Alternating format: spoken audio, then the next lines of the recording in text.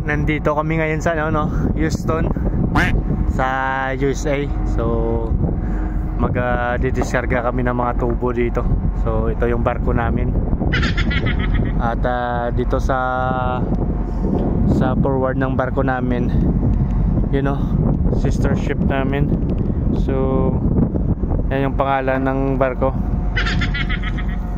Mena Disgagnes. Kunin na lang yung kaapelido ko na. So mga sister ship din yung mga barko namin.